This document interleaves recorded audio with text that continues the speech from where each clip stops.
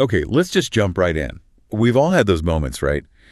Where life just feels, well, dangerous, and you're looking for some kind of real shelter. Mm-hmm. That unshakable sanctuary. Exactly.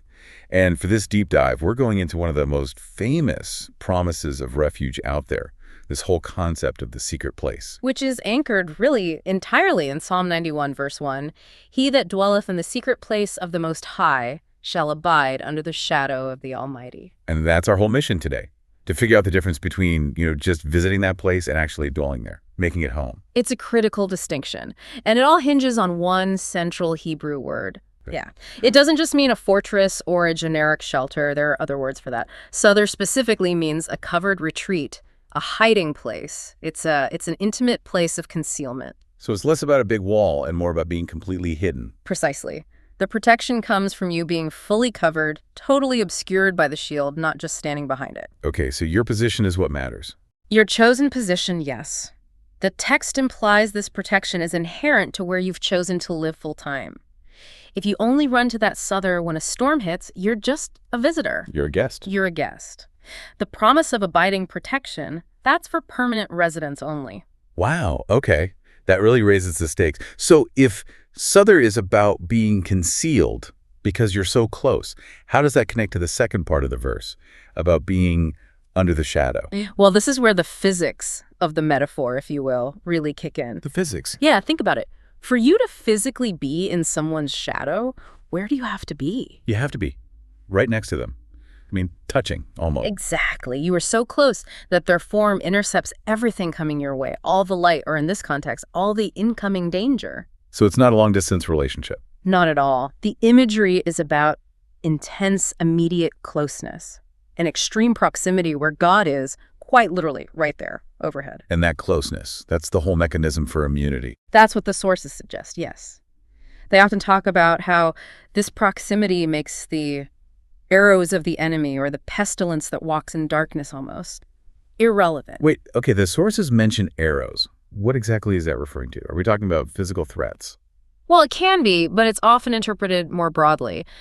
The arrows are usually defined as sudden calamities, slander, accusations, spiritual attacks. Things that come out of nowhere to paralyze you with fear. Exactly. Things designed to inflict sudden harm. But when you're positioned under that shadow, the attacker can't even get a clear line of sight. So it's not just that they miss. It's that they can't even find you to take the shot. That position doesn't just mean survival, it means you're concealed. That completely reframes the idea of safety.